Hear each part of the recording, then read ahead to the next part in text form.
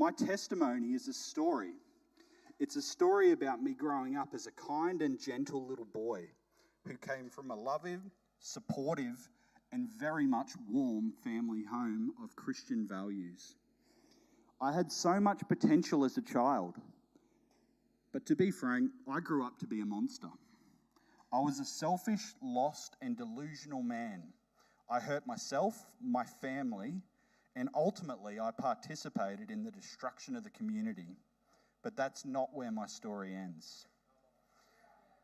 Despite this dark past, I opened my heart to God, and with a lot of willpower and God along me each step of the way.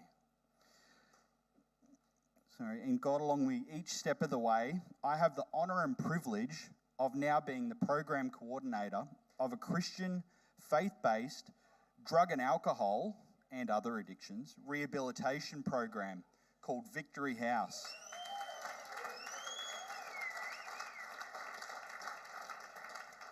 I'm extremely proud of this program. I entered it in 2022 and graduated in 23, which makes me nearly 3 years overdue in this testimony. I wasn't comfortable up until this point doing my testimony, not because I didn't have respect for the program and what it called for when someone graduates, but because I wasn't confident or comfortable taking praise for something that I know was God. At times, this will be a confronting story, particularly for my family. They're in the front row here today, and it looks like they've pushed the pastors out of their seats.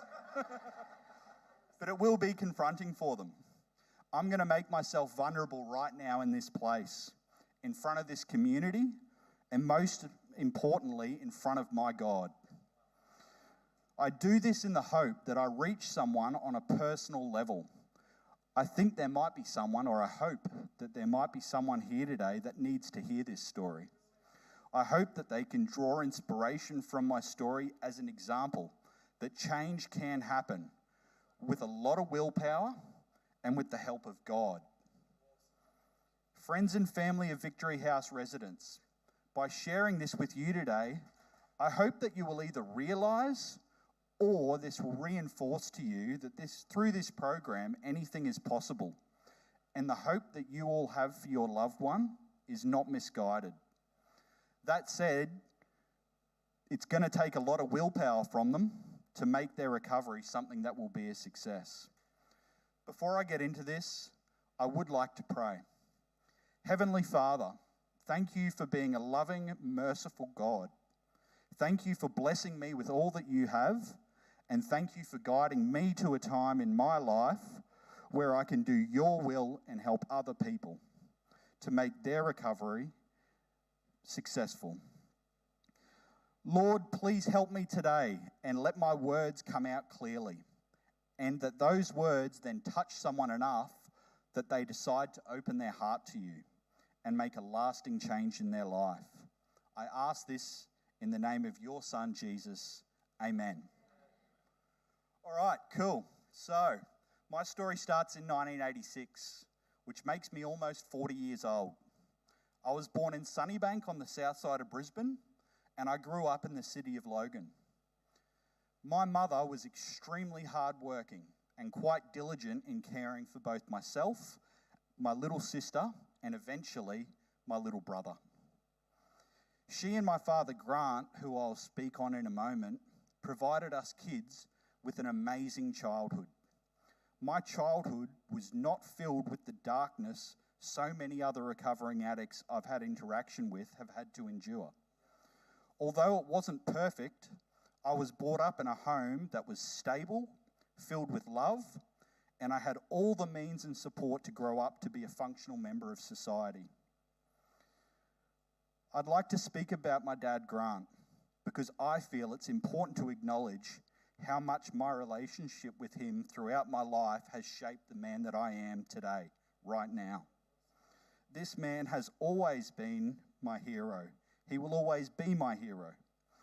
Even when I was lost to addiction, I never stopped admiring him. Dad, you set a great example for me in how to teach women, my siblings, and be a good person. You taught me right from wrong, which makes it all that much harder, the decisions that I made. The decisions I made, I take accountability for. Although you and Mum were not perfect parents, no parent is. I know I'm not. I know you and my mother did your absolute best to raise me with good morals, values, and set a great example for what type of person I could and should be. Once again, I take accountability for the choices I made and how big of a mess my life was. I also want to acknowledge the hurt the decisions I made caused my family, particularly my mother.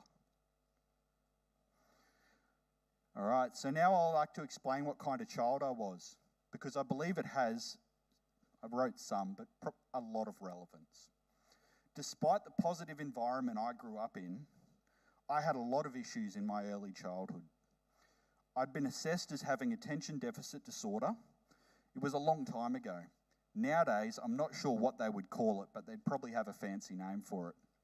I'd have been on the spectrum somewhere significantly.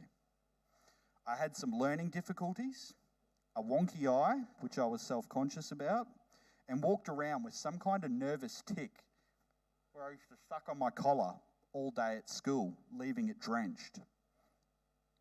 Although I was friendly with everyone, I struggled making real friends. I was the kind of kid that everybody liked and interacted with everyone, friends with everyone, but close with no one.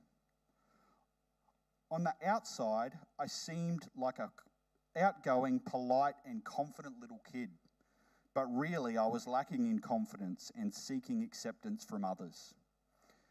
When I was in early primary school, I was prescribed a medication called Ritalin. I'm sure a lot of you will be familiar with it, particularly parents of those in addiction. At the time, this was at the advice of doctors, and my mother and father thought they were doing their best to help me. It was what the doctors prescribed. In my opinion, knowing what I know now about various medications, addiction, and most importantly, my own self, I believe this medication gave me a predisposition to amphetamine abuse and addiction in general. I'm not blaming that. I want to make that really clear. The choices I made as an adult were mine. I did it. However, just letting you know to set the scene for what happened. It was at a very young age I first tried drugs. I did this with a few older kids in my neighbourhood. I didn't really like the feeling it gave me, but it did make me feel better than reality. For a moment, I lost all feelings of how uncomfortable and nervous and unconfident I was, and I escaped for a moment. Important, that word, escaped. I was looking to escape. I've never really spoken about this to anyone before this week when I was preparing my testimony. One of the older kids, who was really a young man and not a kid, somewhere in his late teens, did inappropriate sexual things with me that can only be described as a sexual assault. I don't know exactly how old I was. I must have been under the age of 12 because my family moved away from that area at 12 years of age. I think it was around the age of 9 or 10. I'm not exactly sure. It happened a couple of times. I've never really even thought about it happening to me, and it didn't really affect me at all.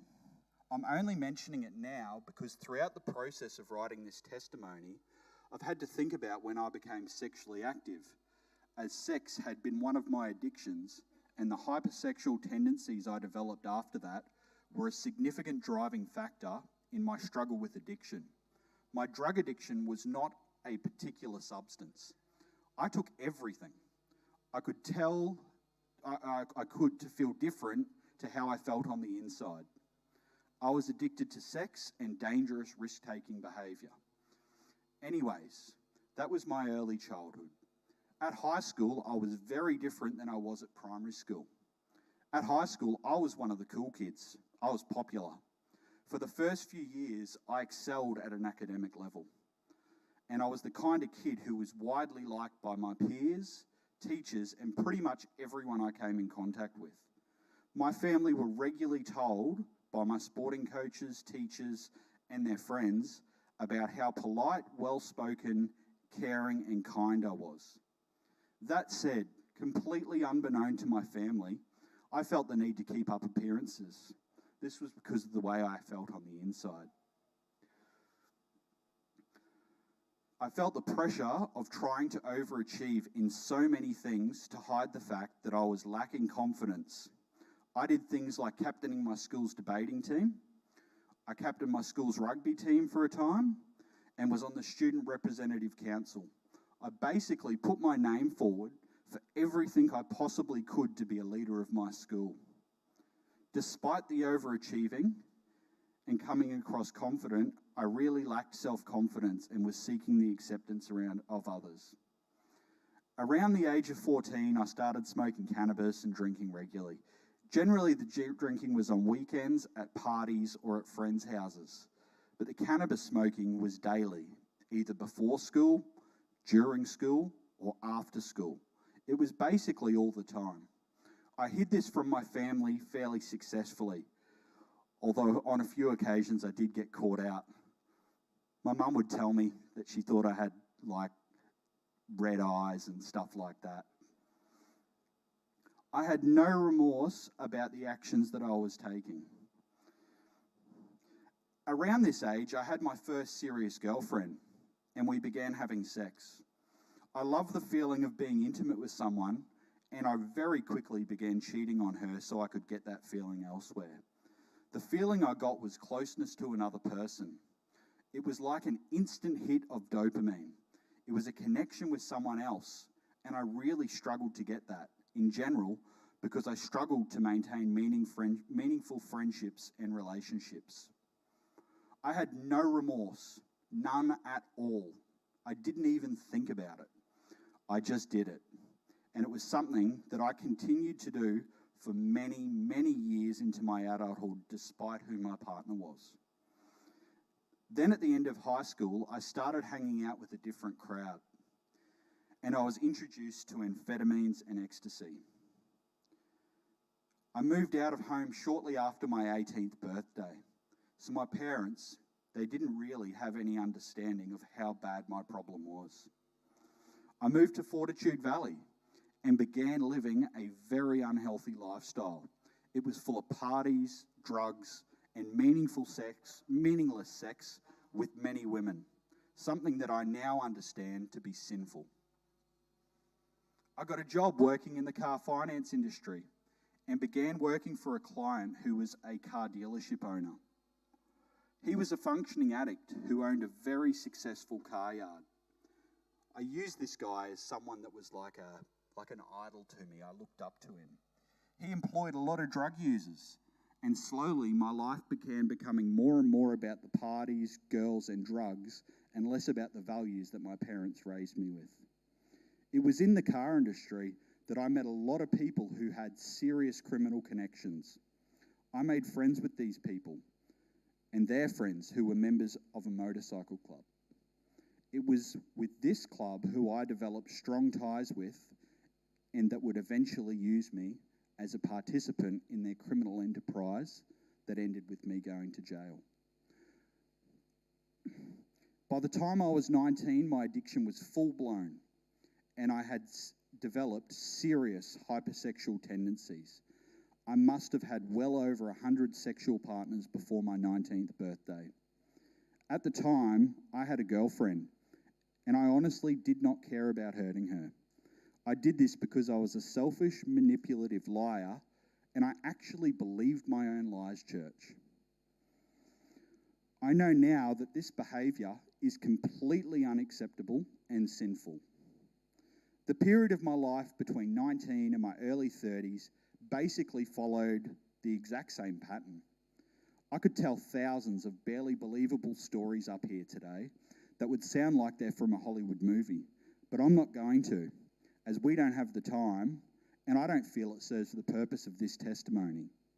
Basically, I worked at successful car yards, making more money than anyone my age and education should have been making, and I used that money to fuel a very unhealthy and sinful lifestyle.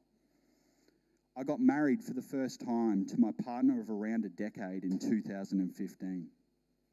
She was a decent person, but was not a good match for me. I was an absolute animal.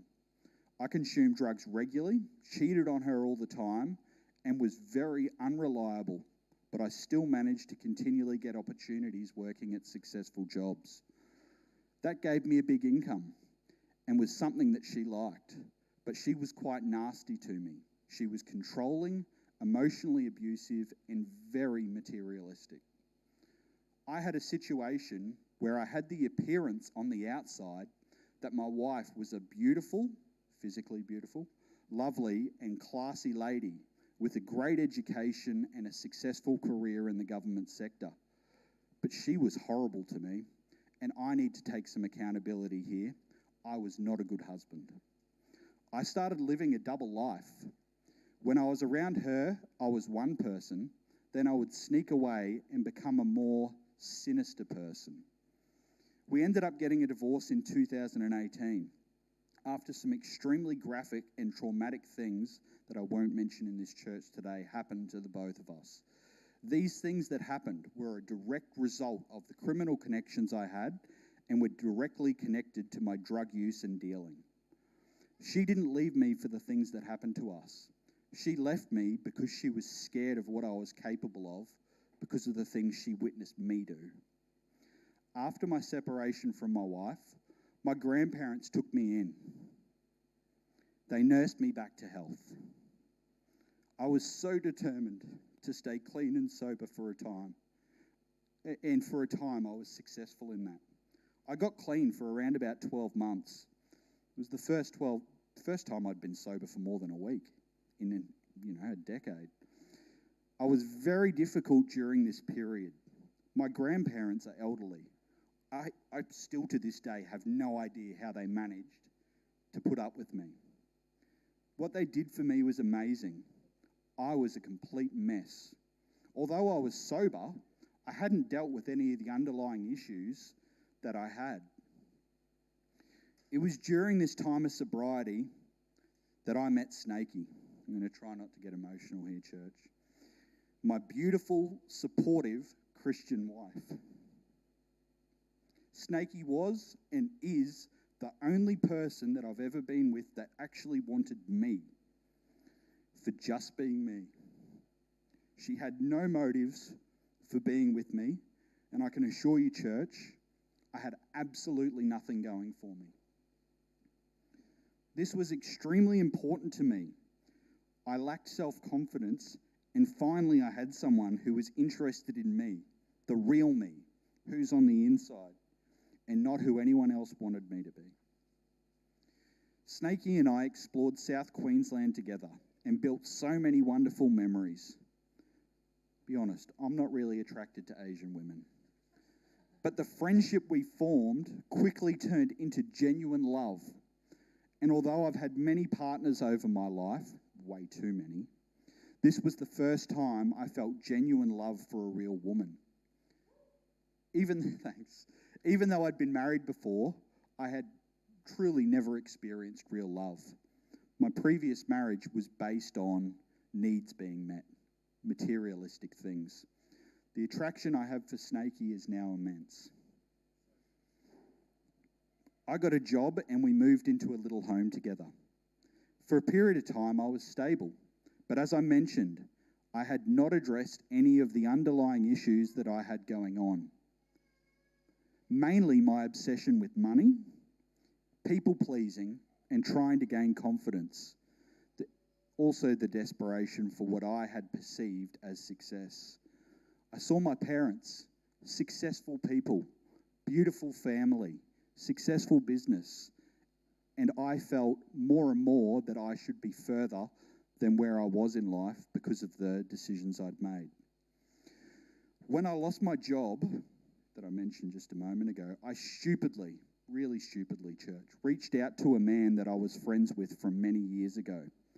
A man who I knew was involved in large-scale criminal activities. I did this so I could work at his car dealership, but it was there I began selling drugs again. This time was way different to the other times that I'd dealt drugs. The once small-time drug dealing I had been involved with was now on an unfathomably large scale. It was criminality with a large amount of danger and risk associated to it. It would be remiss of me to mention that I had absolutely no need to do this. When I was in jail, I justified it by so many different things, but the reality is I had no need to do it. We were housed, we were fed. I did it equally for the adoration of people who could not care less about me. And I did it for the adrenaline-like feeling I got on the inside of being unsafe. I know now that risk-taking behaviour and danger like that are not a good thing. But honestly, church, at the time it seemed fine to me. That continued for about 2 years. During that time, I had been shot, stabbed multiple times in the head, hit in the head with hammers, and had been robbed quite violently. It wasn't all one-way traffic either, church. I need to admit, I did disgusting things to other people. The list of things that happened could go on all day, so I'll just say it was a crazy, scary time. Although I wasn't scared, my poor mother went to bed every night, not knowing if that was the night that I died. Had something not changed, and changed quickly, I'm confident I would not be alive today. I had completely changed from the boy I grew up as, and I was in every sense of the words a danger to the community. The police caught up with me. Although I had plenty of minor arrests in those 2 years, it was July 2022 they caught and charged me with drug trafficking, which is a very serious offence. The level of trafficking they had evidence on and had been investigating me for was quite simply ridiculous. When I think about it now, I was placed on remand, which to you guys that don't know much about jail, that's basically jail before they sentence you. And I knew I was looking at a very long period in there. At the time of my imprisonment, my little daughter that you've seen today, she was only 7 weeks old. I missed so many milestones in her young life. Basically, between jail and my time at Victory House, I missed the first 2 years of her life. While I was in jail, my wife struggled very, very badly. And this wasn't some short period of time. As I said, it went on for about 2 years. Picture this, church. She was a Thailand national with no family here, no access to the public services that many Australians take for granted, and she basically got no financial support from Centrelink. She was not entitled to childcare subsidy, and the payment she got was less than the cheapest little demountable unit in a caravan park. This said, I had also damaged the relationship with my family so badly that they were largely unwilling to help. My mother did what she could without going against my father's wishes.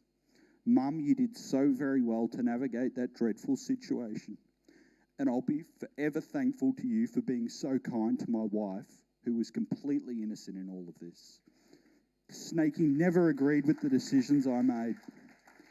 It wasn't your fault either, Snakey. She was trying to get me to stop church. I didn't even know, which I'll mention in a second. She'd been praying for me every day. Praying for me to stop hurting myself. Praying for me to stop hurting other people. Praying for me to come to know Jesus. Throughout this time, Snakey showed herself to be a remarkably resilient lady.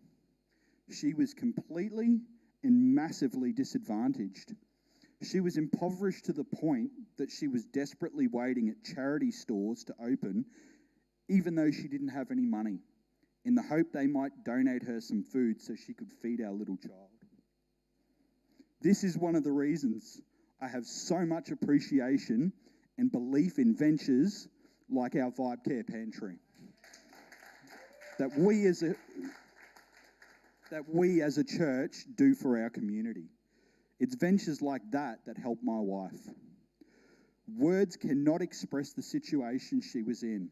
I don't mean that figuratively. I mean that literally. I can't put words into the struggle she went through. And here's me, in jail, unable to help. Sure, prison was bad, but I'm sure she had it much, much worse than me. The only hope I could give Snakey was that if she were able to find a way to survive, I would truly be a different man when I got out of jail.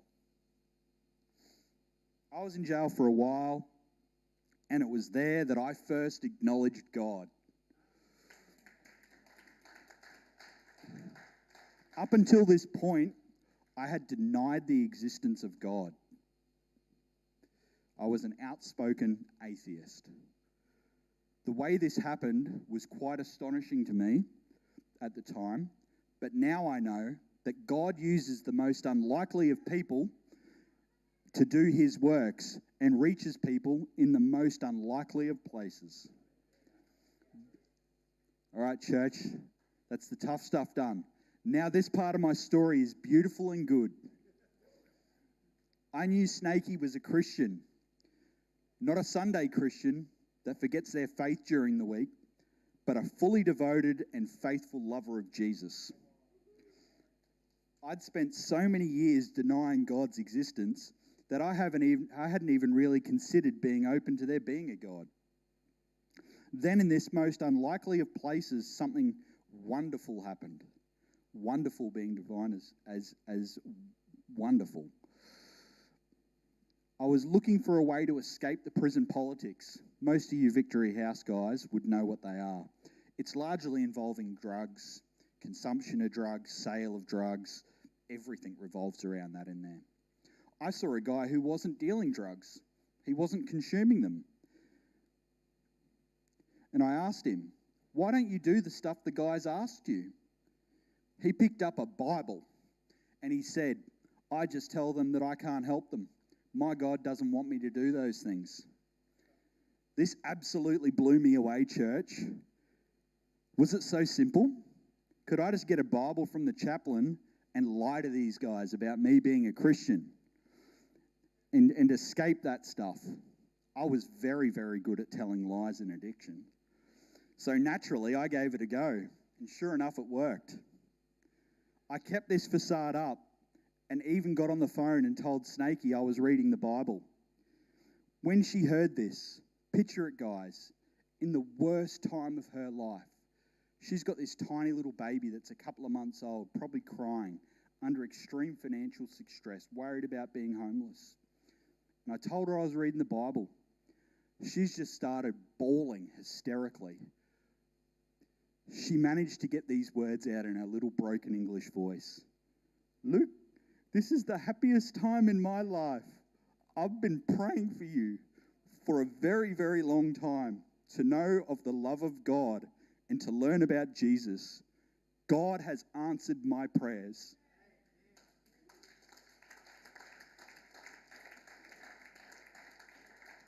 It absolutely broke me to hear that, church. I had to hang up the phone, but broke me in a really good way. This wonderful woman who was experiencing so much badness, she'd been sitting there praying for me in the hope that I might find God. So I told myself, if I can get out of here, I'm actually going to change. I'm not just saying it. I'm going to change. And although at this stage I was not really a believer, I decided to learn more and more about the Word of God. I became consumed in the Word. I now know what that phrase means, consumed in the Word. The Word is now the foundation that I've built my life on. Eventually, I began holding little Bible studies in the prison unit that I was housed in. We didn't know what we were talking about. We thought we did, but we really didn't. But it doesn't matter. The goodness that brought to me and my fellow inmates was undeniable. So my thinking began to change. Where once I denied God's existence, I was really, truly beginning to open my heart and mind to there being a God. And by His word being there, it was saving me from the life that I had been living. It was in prison that I had my first true encounter with God, and I've never experienced anything like it since. I was praying one night before bed, and when I finished praying, I heard a voice. I've never heard voices before, guys. I knew it wasn't a voice I heard with my ears. It was a voice coming from inside of me. And it told me that I had to change my ways and stop poisoning God's children's bodies, minds, and souls. Although it was not something I heard with my ears, it was so real, church. I knew it wasn't in my mind. And I knew it wasn't anything that should be possible. So I cried out. I mean, literally cried out. My soulmate had no idea what was going on. I said, God, I'm sorry for the things I've done, and I promise that I'll never poison another person again. All I ask is that you please, God, find it in your heart to spare my daughter from the fate I trapped others in. I still don't know if you can make deals with God. I've asked so many people. The most accurate response I've got is, God makes promises, and you can make promises to God, but I'm not sure if you can make deals with him. Anyways, in my mind, I've made a deal with God. A promise that I can never break. And I have faith that our God, who is a loving and merciful God, will guide me in my parenting to be able to keep my daughter safe. I'm happy to announce, church, that I have kept my word, and I have not poisoned anyone else since. I haven't poisoned their bodies, minds, or souls with dangerous drugs ever since that day. This brings me to a part of my story that is one of the most important days in my life. It's a distant way behind the day I gave my heart to Jesus, but it's still a very, very important day. This day was my release on bail on the 5th of December 2022. The Supreme Court gave me bail, which still blows my mind. That just had to be God. With what I'd been charged with, and what I see now doing the job that I do, I've got no idea why they approved my bail. There's so many people that had lesser charges that get knocked back. I know that that was God shining on me. I was immediately admitted to Victory House on that same night. I got out of jail, and although I wanted to change, I was still very much in that prison/criminal mindset. I had some crazy idea that I was going to not turn up, trying to convince Snakey to go let me do some criminal activity that would have given her some money that she so desperately needed. But she didn't want any of it. She was happy to struggle. She just wanted me to get better. When I came up with this sinister criminal plan, I'll admit I was conflicted because I knew I was going to stay true to my word and not deal drugs again, but I still had the lure in the back of my mind about criminal behaviour. I now call that an anti-accountability mindset. I had no consequential thinking. Anyway, Snakey heard what I had planned, and she called my mum. Mum, those words that you said to me on that night will stay with me forever. You said, and it's pretty much verbatim, Luke, if you don't go tonight, and you don't give it 100% for the next 12 months, Snakey is taking your daughter back to Thailand with her. And you will likely never see that little girl again. I can promise you that because I'm going to help her do it. And if you do decide to do that, I want nothing to do with you. These weren't empty threats, church. My mum wasn't about the kind of person that would make threats and be wishy-washy. What my mum said, I knew she meant. And she would have followed through. Despite all the bad things that I'd done, my mother had never ever told me that she would give up on me. And when she said that, I knew she was serious. More serious than anything I've heard her say. So, I made the right decision, and I came to Victory House. My early days at Victory House were fairly similar to most of the guys that come into this program. Basically, me wanting out of here. Me trying to manipulate my family in the hopes of convincing them that this place was doing nothing for me. I'd say things to my mum like, Mum, all they do is talk about God. Mum, I want to go back to jail. It's easier there. Mum, you need to come and get me or I'll blah, blah, blah, blah, rubbish, blah. My mother and my wife saw right through that and said many words of wisdom to me. They were saying, Luke, give it time. Luke, give them a chance. You've only been there a couple of weeks. They've got a whole year to help you get your life sorted. Luke, I know you don't like it. You're not supposed to like it. It's supposed to be hard. You just need to be up for the challenge, Luke. We believe in you. I was fortunate, though, as I had Pastor David as my supervisor. And I very quickly learned that he wasn't going to put up with any of my rubbish. It was my very first day that Pastor David personally drove me to get my ankle tracker fitted. I told Pastor David how awesome I was and how committed I was going to be, and I was going to graduate, etc., etc. His reply was fairly direct and to the point. Luke, the guys that talk a big game are usually the first to fold in this place. Make it a couple of weeks and then maybe we can talk about what you have planned for the future. I just want to make it clear, Pastor Dave, I proved you wrong, mate. So I told him, oh, I'm different than all these guys. I'm smarter than them. They're all criminals. Really rough people from rough families. I'm from a good family. I'm all this kind of stuff that I thought would impress him. His reply was almost as direct as his first one. He said, Luke, you're exactly the same as them. In fact, the fact that you think you're better than them means you probably need the help the most. Another interesting thing of note during my early time at Victory House is in my very first week, I went up to all the other residents and I told them that I was leaving.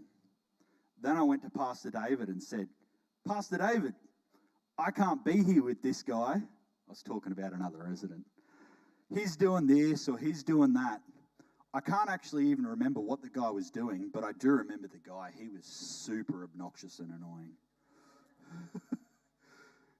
Anyways, I said to Pastor David, I can't be here with him. And you don't get rid of him, I'm going to leave this place. Pastor David didn't even blink an eye. He just told me that I shouldn't let the door hit me on the way out. But, importantly, he said, I had no idea at the time, church, how much these little things would shape the man that I am today. He said, but before I did leave, I should sit down and have a good think about what I was doing. I sat down and I realised my manipulation was not going to work on him. So I decided to stay. I thought by telling Pastor David I was staying it would be over. But Pastor David was not finished there. He told me, Luke, you've made the right decision. Good for you. But now you must take accountability for trying to manipulate me and the other house residents. So he called all the other residents into the living room and told them I had something I needed to tell them. I then took accountability for my behaviour and I apologised to everyone for trying to manipulate them. I even apologised to the guy that was being obnoxious. At first, I didn't like Pastor David all that much, church. I mean it. I really didn't trust him. Pastor David came across to me like a lot of the untrustworthy, shonky car salesmen that I'd known from my past in the car industry. And I couldn't for the life of me work out what he actually wanted from me. What's in this for him, is what I was thinking to myself. Over time, I began to realise that it was me that had the issue and not him.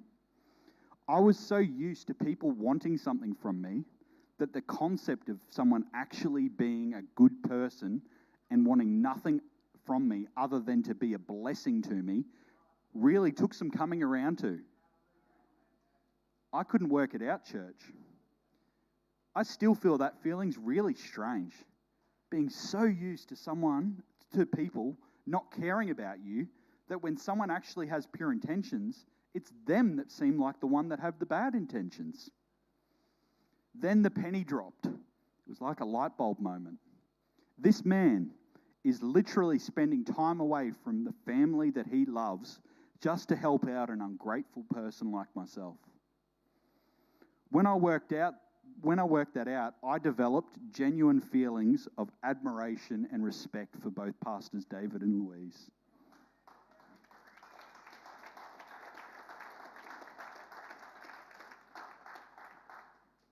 I began to feel in my heart that I knew I wanted to be like them. But I was such a mess on the inside, I had no idea how I was going to get there. It seemed like so far away at the time. And it was, in reality, a long way away. Pastor David regularly spoke about values. He'd sit us all down, morning devotions group. Nowadays it goes for, I don't know, half an hour, however long. Sometimes Pastor David's devotions group went till lunchtime. Get him start talking about things like values. Wow, you're in it for the long haul, guys. He'd sit us down and he'd ask, guys, what are your values? Are they the same as when you're in addiction, or are they changing? It was questions like these that made me question myself. What actually were my values? I quickly realized that my values were not healthy for me. I valued other people's opinions of me. I valued money and other worldly things. I valued praise and validation. I valued myself, specifically putting myself before others. After becoming a Christian, my values are now having a close relationship with God. I value honoring my mother, father, and wife. I value loyalty, faithfulness. I value honesty from myself and others, and I value being worthy of other people's trust. I value following a purpose that brings people closer to my God, including my little daughter over there. It was working out that my values were distorted that I began to actually recognize the guilt and shame I felt for the decisions I'd made. Prior to this, I was indifferent to the decisions I'd made. I'd never felt guilty about being unfaithful to people, telling lies, all that kind of stuff.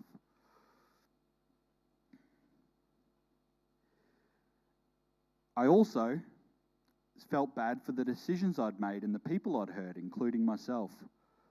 I worked out that something inside of me was actually broken. So I spoke at length with Pastor David about the guilt and shame I felt. It was enormous. Thank you, Pastor David, for the amount of time.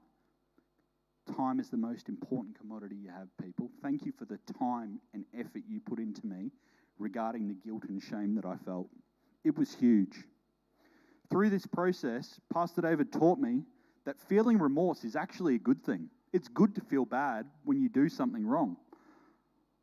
What is not good is holding on to guilt and shame, because that's not what God wants for me. It's not what he wants for any of us, church. Holding on to guilt and shame is exactly where the enemy wants you to be. And that God forgives me, so who am I not to forgive myself? That was such a powerful moment, church, learning that I was a loved child of God. He loves me unconditionally, and that he forgives. So I began the process of letting go of all that stuff. I began forgiving others, which was actually really easy for me. And then finally I forgave myself. Truly forgave myself. Then came another big moment for me. Despite the changes I was making, I mucked up, church. I used buprenorphine, which is a banned medication in our program that is prone to addiction and abuse. I knew it was wrong. I still did it. And sure enough, the very next day I got caught by providing a positive drug test. I've always been the kind of person, church, I can't do anything wrong. I will get caught. It's just the truth. It was such a stressful time for me. I was exited from the Victory House program and the reality set in. I was going back to jail. Even though I hadn't used illegal drugs, I'd used a banned medication. After a day at home and before the police caught up with me, I called Pastors David and Louise. Couldn't get hold of Dave, but I did get Louise, and I begged for my place back. Truth told, I was actually happy I got Louise because she's much softer than Pastor Dave. It was a blessing. Anyways, I knew it was a long shot, but I had to try. Eventually, Pastor Louise agreed to take me back, but I had to wait the week out, wearing an ankle tracker with a curfew, and I had to come to church and actually be honest about things with Pastor David. I was expecting him to speak to me that morning at church, but he didn't. I had everything planned out in my head. I'd planned the way that the conversation was going to go. Pastor David just came up to me and said, "See you tomorrow morning for devotions house at the group at the house, and we can chat after that." I knew I was extremely lucky for being given an opportunity to return. And generally, if a resident did what I did, the consequences would be being exited for a minimum of 3-month period before even applying again. In that time, 100% I would have gone back to jail. I'm actually really surprised that the police didn't catch up with me in the time I was out of the program because of the tracker I was wearing on my leg. When I went into that conversation with Pastor David, I had absolutely no idea, church, what a profound and changing moment that would be in my recovery journey. This was the moment. He told me he accepted my apology. I hadn't even offended him. But what this really comes down to is, what kind of a man do I want to be? Don't worry about what he thinks. Worry about what kind of man I want to be. He said to me, "Luke, do you want to be a turkey or do you want to be an eagle? Do you want to do the same crap you've always done, or do you want better for yourself?" He told me that although what I'd done was wrong, it was actually an opportunity to change, and I could.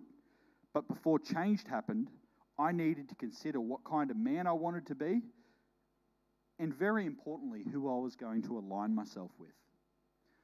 I'll never forget that conversation. I don't even need my notes for this one. He said, "Luke, do you want to align yourself with the people who got you out of jail? With the people who want nothing from you other than you to have a better life?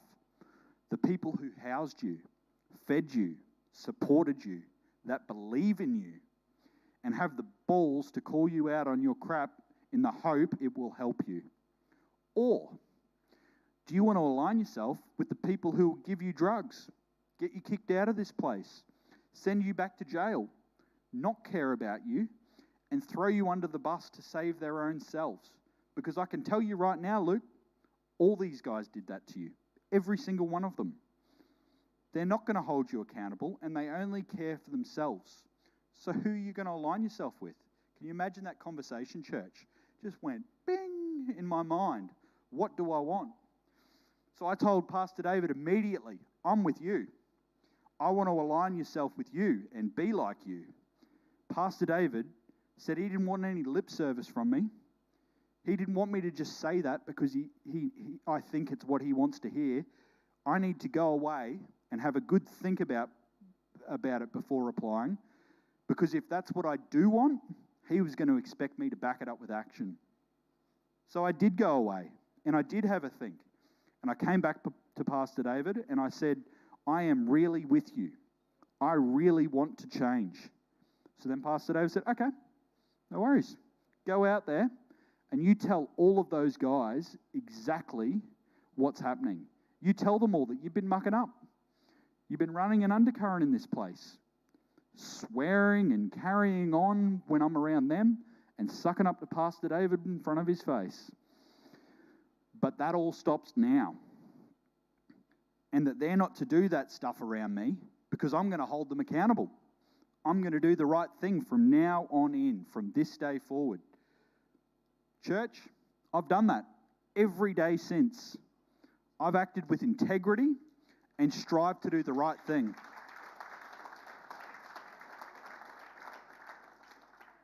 I started holding people accountable. Not only that, when they held me accountable, I would appreciate it happening. I simply have not looked back ever since, church. For a period of time, the whole house hated me. They all picked on me, but I didn't care. I knew I was doing the right thing. Once, what I cared about most was being liked. Now I cared about doing the right thing.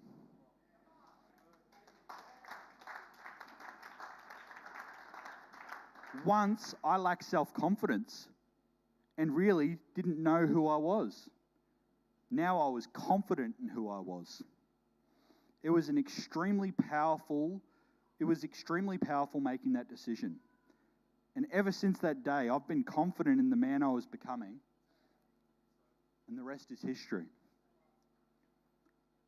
Pastor David would also speak a lot about purpose. What's your purpose, guys? God gives us all a purpose. You just need to seek Him out and ask for guidance in finding it. So I did ask God for guidance around what my purpose was. I knew if I asked God for guidance, He would deliver. Eventually, I found that purpose, which is now to help in whatever way I can bring as many people that I can to know about the goodness of God and openly speak about the grace He has shown me and that they can be saved just like me. That is my purpose, church, what I was created for. Currently, I'm fulfilling that purpose by working in this ministry, something I'm very blessed to have the opportunity to do. This ministry is teaching the good news. We're feeding the community and helping addicts recover from whatever addiction they were suffering with. That said, church, I'm always checking in with God, asking, is this where you want me to be, Lord? Lord, guide me so I can best do your work. And sometimes, church, my conversations with God aren't as formal as what you'd see me at church. Sometimes I just have a chat with Him like a mate. Is this what I'm meant to be doing, mate? Thanks, God. I know God as a friend now, church. Amazing, isn't it? The addiction and life I was living that the enemy once intended for harm, God's now using that for good. If I hadn't had that dark past, it wouldn't have brought me here helping you guys. I'm so thankful to God for that. I used to poison people with drugs and alcohol. Now I spend my life helping them recover. I used to not deny God's existence. Now God's word is the foundation that I've built my life on. Thanks, guys. At the start of this testimony, I mentioned that I wanted to not only speak of my journey until this point, but my dreams and goals for the future. My goals are simple. Become more and more Christ-like every day, and to raise my daughter to know about God's love. My dreams, however, are not so simple. They're bold. I dream that God guides me to do His work, to minister to people. Who knows, perhaps one day I may even be like my mentors, Pastors David and Louise, and addressing a congregation on the regular. At first, I thought that sounded far-fetched. I wasn't even bold enough to say that out loud to myself. But I have the joy of God in me, guys, and that is my dream. My dream is one day to minister to people in a church, maybe even this one.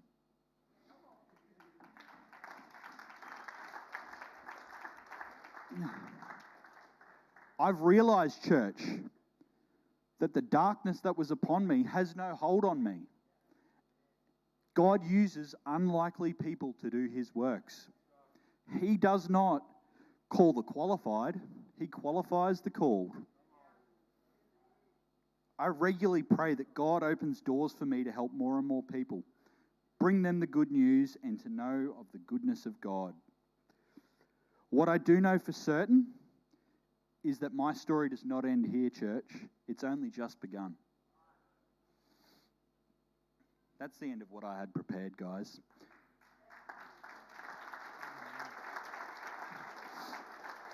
There's so much I wanted to put in here that I simply couldn't, as we don't have the time. I could have spoken for hours. And honestly, guys, some of the stuff is quite remarkable about how good God is and what becoming a Christian has done for me and my family. If anyone has any questions, I'd be happy to answer them. Please catch me after the service or at a service in future weeks. Thanks.